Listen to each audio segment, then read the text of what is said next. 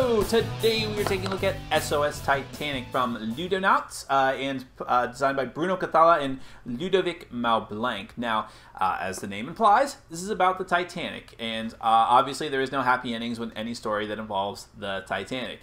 The ship is sinking, and you cannot save it. All you can do is try to rescue as many passengers as possible. This is a cooperative game. It goes from 1 to 5 players. You can play it solo, and you're just trying to move the passengers around decks and get them onto lifeboats. The game actually is basically just moving cards around, similar to the games Klondike or Solitaire, moving past the cards represented by passengers onto lifeboats, getting them off, but there's a very cool mechanic with a book involved where you're flipping pages of a book representing the Titanic sinking.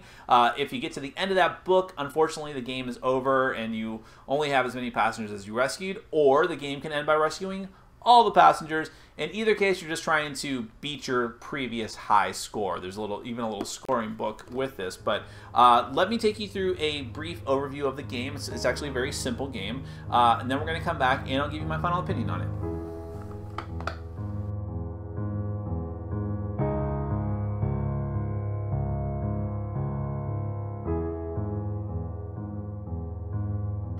Alright, just a brief overview of SOS Titanic. Now this is a purely cooperative game for 1 to 5 players. The theme is that you are trying to rescue as many passengers as you can from the sinking Titanic. It's not possible to save the actual ship itself. You're just trying to rescue passengers and therefore score points within gameplay terms. In fact, you have a little scoring booklet that comes with the game that lets you keep track of all the different stats and game conditions.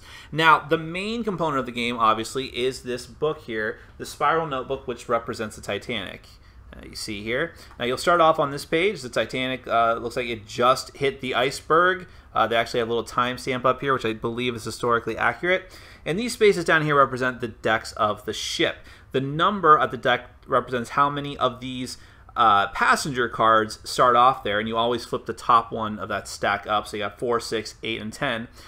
Sorry about the glare from the light. The blue dots represent how many times these pages can turn before that particular deck is flooded. So you see certain conditions in the game, which we'll get to in a moment, are going to cause you to flip the pages of the book. So you see the dots are going away. In the picture, the ship is slowly starting to sink, and boom, there goes the deck. And this is going to continue on until more and more decks become flooded. Thematically, the ship keeps sinking, and then eventually, boom, game over. Now that's one way that the game is going to end, and if that happens, you've effectively lost, although you can still add up your points if you want. The other way the game is going to end is if you successfully rescue every single passenger, which obviously is a win condition, although you're still trying to maximize your points as much as possible. I'm not really going to get into the point scoring because it doesn't really matter to the actual gameplay and mechanics. So at the beginning of the game, you're going to have some other components here that you deal out. First, you have your crew cards. Now you're going to deal one of these out to everyone, obviously according to the number of players that you have. And I know it's kind of hard to see here. Alright, that's a little bit better. Hopefully you can read that. So here we have up in the top corner, we have the number of action cards this crew member gets when this card is randomly dealt out to a player at the beginning of the game. I haven't gotten to the action cards yet. I'll explain those in a few moments. This other insignia over here is the number of players that have to be in the game for this crew member to actually be in the deck and be used. So if you're playing with 1 or 2 players or 1 or 2 players, you would not be able to use this crew member. The number underneath the picture is the range of cards that this person is allowed to draw when setting up the passenger's rescue from the passenger deck. We'll get to that in a moment as well. And then underneath their name, this is Edward John Smith, the captain. You have iconography sort of detailing what that crew member's special action is. The iconography is actually pretty confusing, so you're going to be referring to the rulebook quite a bit, but basically the captain here has the ability to take everyone's action card that they have, action cards are just placed face up in front of you, and redistribute them as he sees fit. When we have Harold Lowe here, who gets 2 action cards, 1 to 5 cards he can draw from the passenger deck when setting up the rescue. His special ability, I believe, is he can basically start taking passengers off the top of different decks, looking for passengers with anchor icons and switching them around, something similar to that. Charles Lightoller here, his special ability is that if a page of the book is flipped, in other words, if he fails, I believe if he fails a passenger rescue, and a page of the book is flipped, he gets to use one of his action cards for free. Herbert John Pittman does not get to draw an action card whenever he fails a passenger rescue, which is what normally happens. Again, I'll get to that in a moment. But he is allowed to draw an action card anytime anyone other player does. So eventually he will get a lot of action cards. And that's just some examples. There's a lot more crew cards here for people to use. Now let's talk about those action cards. If you thought the iconography on those was confusing, you haven't seen anything yet. Basically, these are cards you can play on your turn. When it's your turn as the player, you have the option of either playing an action card or setting up the passenger's rescue. If you choose to play an action card, you'll just all the cards are laid up in front of you that you have access to. You just choose to play it and put it into the discard pile. Now, this card here, Come Back, again, you're going to have to refer to the back of the rule book, which is right here, which will describe all these different icons and what they do. Come Back says you look through the discarded passenger stack and choose a passenger to play immediately. If they're not suitable, you have to turn a Titanic booklet page. An action card is not taken as a result of this page turning. So basically, these are just giving you extra, hopefully, potentially helpful actions. The mystery passenger lets it count as one passenger of your choice. I haven't really explained any of that stuff yet, but that could be a very useful card. Instead of Come Back, we have Come On. What Come On means is you can look through the passenger stack and choose a passenger to play immediately, and then shuffle the stack. If you fail in doing this, you have to turn a Titanic booklet page, which is, of course, is the negative action of this game. And there are a whole lot of other action cards to choose from. Remember, you'll start with some of these. You only get to choose one unless you have a special ability if you fail in setting up a passenger's rescue. But let's go back to the beginning and talk about how you're actually going to rescue all these passengers. The first thing that every player does on their turn is they have the option of moving passengers from deck to deck. Your ultimate goal here is to try to get them to lifeboats, and all of these cards go from 1 to 13, and they're in 2 different suits. You have the purple suit, which represents the elite class of passengers, and then you have the yellow suit, which is representing all of the commoners. And like I said, the cards go from 1 to 13. And there's also little anchor icons on some of these. Now, the only thing the anchor represents in the game is extra points. If you can save the anchor people, as I like to call them, and have like a full set of nothing but anchor people, you get extra points, yada, yada, yada. It doesn't really matter. It only matters if you really care about adding up the points. Now, how this is going to work is that, first off, that just by pure random chance I actually ended up with a 1 out here. A 1 is actually the lifeboat. So on your turn, you can move, at the start of your turn, you can freely move as many cards as you want, or as you are able to, I should say. So what you might want to do is set this lifeboat off to the side. A lifeboat can always start off to the side here. You just move it there. And now that you can start putting more and more passengers there, and of course they have to be in sequential order. Once you're able to move a card away from a stack and another card is left behind, you immediately flip it face up. Now, as it happens here, I have no other play to do because we have a purple 6, a purple 13, a purple 4, and a yellow 7. Well, you can only put cards in sequential order, so the next card I would have to put on to the 13 would have to be the 12. It has to be a lower number than the card that you're putting it on top of.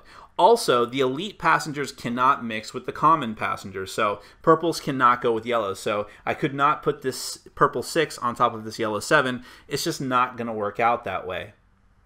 And once you're done doing all the moves that you could do or that you want to do, because it's all optional, then you're going to take your 1 action, which, like I said, is either playing an action card that you have or setting up a passenger rescue. Now, setting up a passenger rescue is, remember, on your card, you are allowed to take that many number of cards that are beneath your picture from 1 to 5.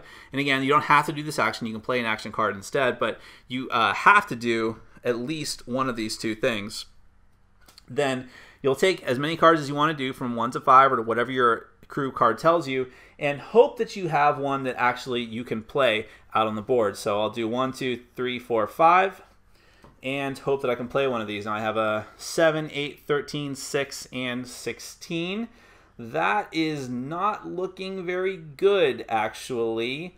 Yeah, I can't actually play any of those, I believe. So, unfortunately, what's going to happen is, since I cannot do that, I have failed in the passenger rescue. These go in the discard pile, and I must flip a page of the book. We're not in the danger zone yet because I still have 2 more pages to flip before that deck floods completely. Now, as compensation for having to flip a page in the book, I get to draw an action card unless my crew member card tells me not to because of a special ability. But let's say that this keeps getting worse and worse and worse, and I'm not able to move all of the people. Obviously, what you're trying to do not only is get them off of the decks and into the lifeboats, but also get them out of these sinking decks as quickly as possible. But if I'm not able to do that, then there's a panic. Every card that's still in the flooded deck gets shuffled into the next column of passengers, which could totally mess you up, obviously, if you've been working very hard on getting these all into sequence. And that's going to keep happening. If you're not able to rescue these passengers, if you're not able to get them back to into the non-flooded decks or get them onto the lifeboats, then you're going to keep getting shuffled together, getting bigger and bigger sacks, which makes it harder and harder and harder to get them into sequential rows and make it easier to get them into the lifeboats. And like I said, if it ever gets to the point where you run out of pages to flip in the book, then it is game over. But on the other hand, if you are able to put all of the passengers into lifeboats off to the side of the board, you will actually win the game and you'll just add up your points. And, you know, that's not every single detail, but that's basically SOS Titanic in a nutshell. I will definitely give SOS Titanic a lot of points for creativity.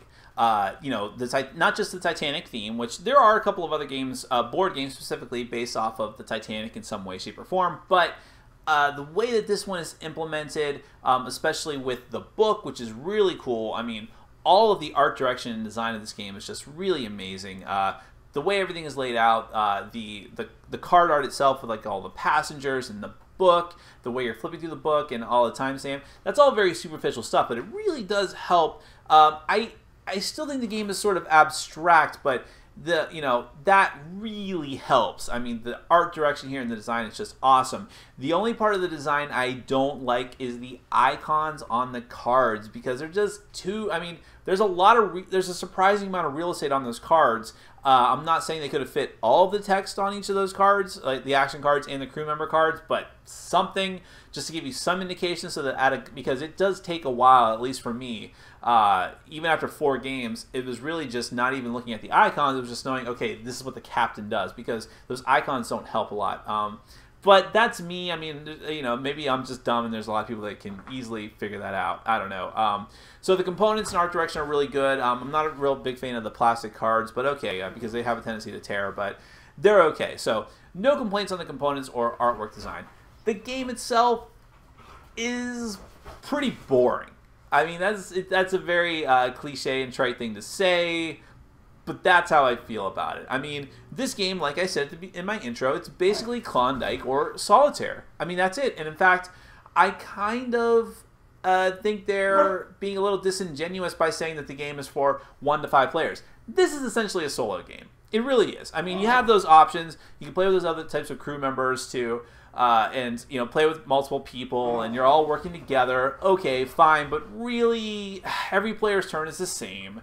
I mean, you have these crewman cards and they give special powers, but some of them you don't even want to use. Some of them are, you know, they're so generic. It's a solo game. It really is. That's what this is meant for. And I have a couple of other smaller solo games that I like a lot. I like Friday a lot. I haven't reviewed it yet, but it's a really good game. I like these 2 little small card games, Equilibrion or Onirum. Those are good games. But for the most part, I'm not a solo gamer. I'm just not. I prefer to be social.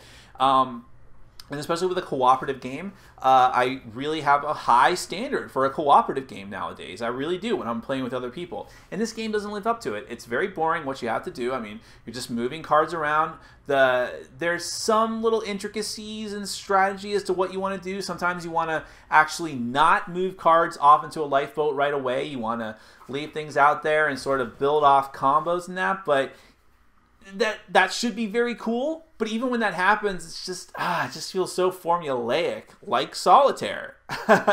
That's kind of how I feel about this game, and it's kind of a shame because, like I said, the artwork and the design and the components are all very awesome. They really go out of their way to try to put theme into this game, but it never integrates very well with the mechanics itself. Even when there's a panic on a deck, it's just shuffling cards into the next deck. I don't know what else more I expected, but I will say this, and that's that this game was not made for me. This was not this was not meant to be in my wheelhouse. I kind of purchased it based on the fact of the theme and the book and all that stuff just looking neat and it not being too expensive. But this is not in my wheelhouse of game. There are going to be people who really, really love this, people who like traditional card games, I think, and people who really like solo games. If you like both of those things, this is your jam right here. This your jam. I don't know why I started to talk like that, but so this isn't for me. But I think that there are a lot of people that will like it and that do like it. I might be in the minority of not liking this game that much. But for me, it was just too boring. What you were doing every turn was just far too obvious, and it was just never exciting to me. Other than when I was turning, that was the most exciting part, was turning the pages of that book and watching decks flood, and which sounds macabre, but that's how I felt about it. And I kind of feel this way about any game that's just having you add up points at the end. Like, that's the whole thing, is that you're just trying to beat your previous high score. And even to the point where they have some of the cards, like they go through the trouble of having some cards be the elite class and some cards be the common class, but then some of them have little anchors on them, which are strictly just for points. So that's not even thematic at all. Again, this wasn't really meant for me, but if you like these type of games, then they certainly went out of their way to make the game look beautiful. So it might be worth checking out if you like solo or traditional card games. For me, it's a pass. It's just too boring. It will be on its way out of my collection, but you know, it's an innovative game. I'll give it that. My name is Nick. This has been SOS Titanic, and this is Board Game Brawl. And I'm reminding you to get out there and game every day and in every way. Take care.